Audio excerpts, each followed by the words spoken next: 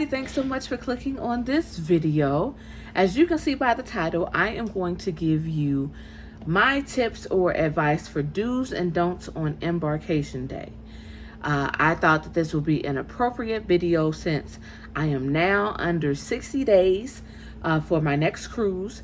I will be taking Jeremy and I will be taking a 3-day cruise on Carnival Liberty, and I am beyond excited because this is the first cruise we've done.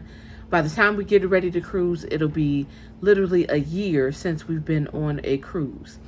I cracked the joke because last time I was on a cruise, I came back with Jackson. So we are not coming back with any special surprises on this cruise.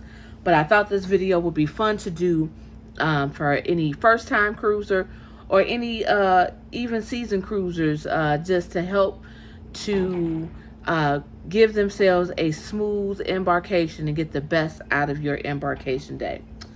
So the first tip that I'm going to give you is, and I'm looking down at my little notes, so if you see me looking down, that's what I'm doing, is to have your documents ready and organized.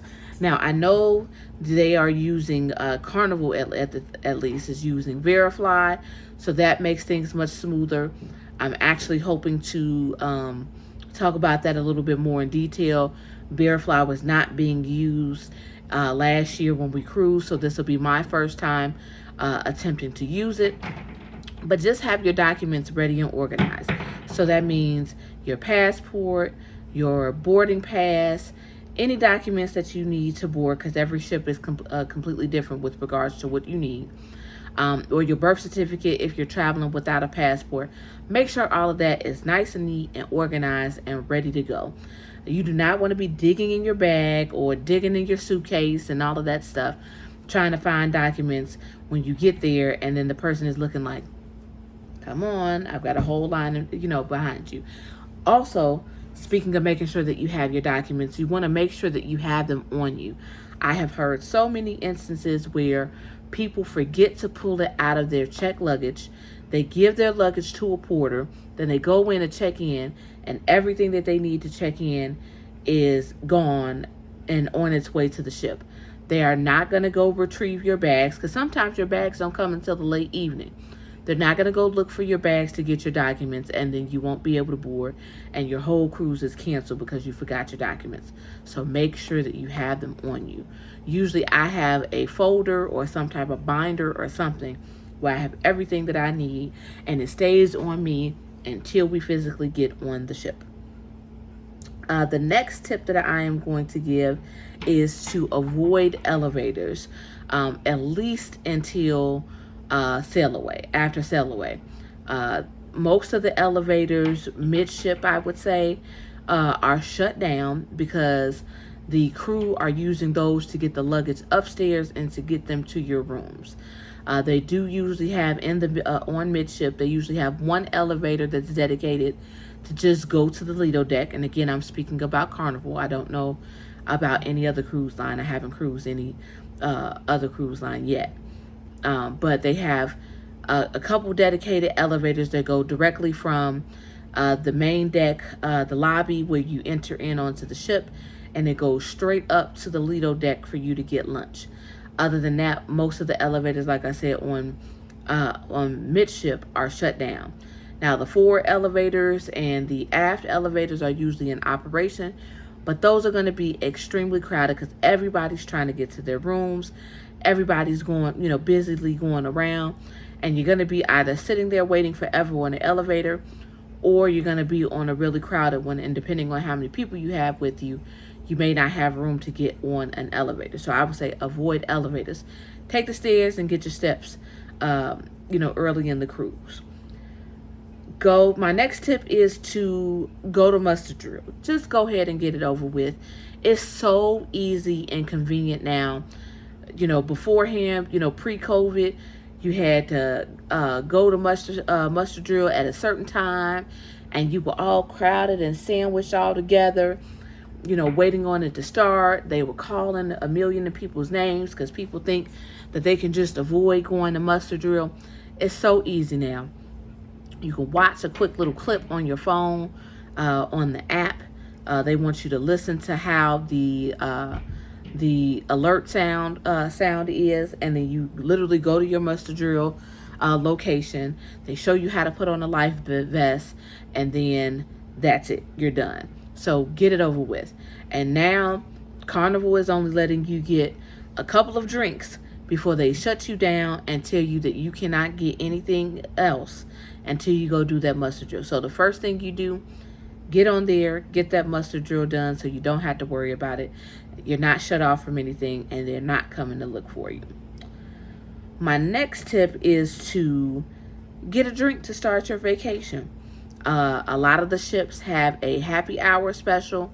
If you all watched my Vista vlog back last year, I had a whole fishbowl pitcher, and it was only, I think, like about $14, and it was a huge pitcher. And they have all types of cocktail specials and things like that. They have a fun ship special on Carnival. So get you a drink to officially welcome yourself on vacation.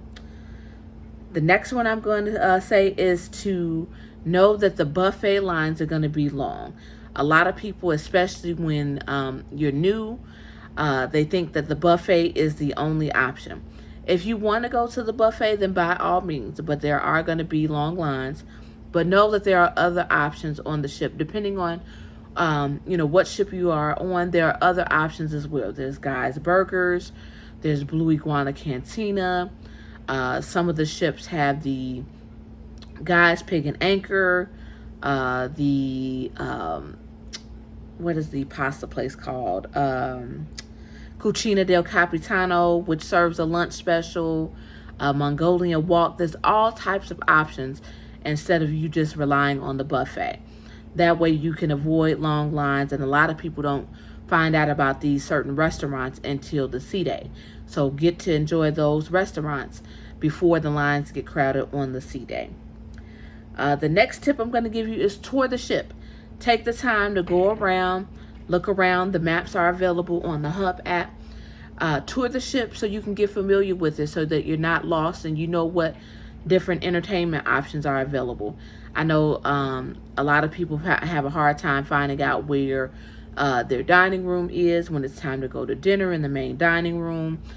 So you know where the comedy club is or certain bars. Just familiarize yourself with the ship, and then you can go take pictures and things like that, and you get to see all that the ship has to offer. That goes into my next point. Check out your main dining room seating. Go into your dining room ahead of time to see where you're going to be sitting. Some people are introverts and they don't want to sit with new people. Other people want to be sitting amongst new friends so they can get to meet new people on their cruise. But check out your seating and make sure that you're satisfied with it. If you know that you're going to be, you go and check out your seating and you're going to be sitting at a table that's fit for 10 people, and it's only you and your husband, and you guys want an intimate dinner setting, you can let the maitre d' know, and they'll do everything possible to switch your table. So I recommend to go ahead of time. That way you know where you're going to be sitting, and you can contact the maitre d' if you want to make any changes to your seating arrangements. Next, if you are traveling with kids, check into the kids club. Now, when you're doing your online check-in 2 weeks prior to your cruise, you can do the preliminary, but you still have to physically check into the kids club to complete the registration and let them know that you're physically on the ship and that you plan on utilizing the kids club services. So get that done as soon as possible. There are going to be a lot of parents registering their kids, and a lot of things are more lax now. A lot of restrictions are coming down where they're not having like limitations on how many kids can participate in the club. But just go ahead and get that done if you are sailing with kids and you plan on utilizing the Camp Ocean services. And again, speaking from Carnival, but there are kids clubs on other cruise lines, so you want to make sure that you check in with them as well. Next, getting to the cabin. On Carnival, cabins are available after 1:30. When you get in your cabin, disinfect your cabin. I have been doing this since even pre-COVID, but Yes, the not housekeeping, what is the word I'm looking for? Your room steward. They are going to clean and sanitize the room and prepare for you, but it's nothing like your own personal clean. Bring disinfectant wipes, bring disinfectant spray, get the room nice and clean to your liking. And if you have an air freshener, those rooms are small and compact. Even if you have a balcony, the rooms do get a little stuffy sometimes. Bring some room spray or something that makes the room smell like you, and get it all nice and clean before you get settled and you're ready to party on your cruise. That way, that's done, and you don't have to worry about it when you come back into your room for that evening. And then also unpack. You don't want to be living out of suitcases for however many days that you're going to be cruising. There's plenty of shelf space. There's plenty of closets. Unpack so that you know where everything is and you don't have to worry about digging into a suitcase every time that you're looking for something. Next, take photos. You're on vacation. Get that first selfie on there. You're taking photos and you're posting on social media, letting folks know that you're on vacation. We all know that when we post on social media, it's a way to say, ha ha, I'm on vacation, nanny boo boo. But no, that way you have memories about your vacation, and then also it's your official way of letting everybody know, hey, I'm on vacation, and here's my picture. The next one I'm going to say is to put your phone on airplane mode. You do not want any, if you hear that rolling, that's my kids upstairs. If you don't want any excessive charges, so make sure you put your phone on airplane mode.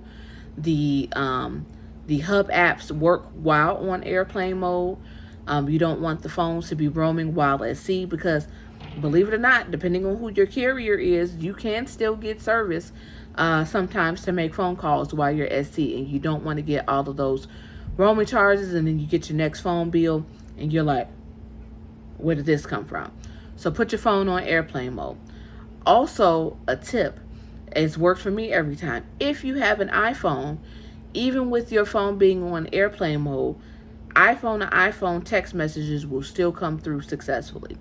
That's just a tip if you still need to communicate with people while you're back at home. Lastly, my last tip is to go to the sail away party. Enjoy yourself. It's the official start of vacation, with the ship starting to move and the set sail from the embarkation port. And it's the party. It's the first official party of the cruise. Go to sail away, enjoy the music, enjoy all the fun on the Lido deck to officially start your vacation. So these are just my few do's and don'ts that I think are really important when it comes to embarkation day. If you can think of to all my season cruisers, if you feel that I have missed any, please feel free to put them down in the comments below to help other cruisers who are reading reading the comments and watching this vlog. And thank you so much for watching this video. I hope that this is helpful for all my first time cruisers, and like I said, even the seasoned cruisers who may forget some things to do, or it helps their next cruise to be even smoother than the first. Thank you so much for watching. Make sure to like, comment, and subscribe, and I'll see you on the next vlog. Bye.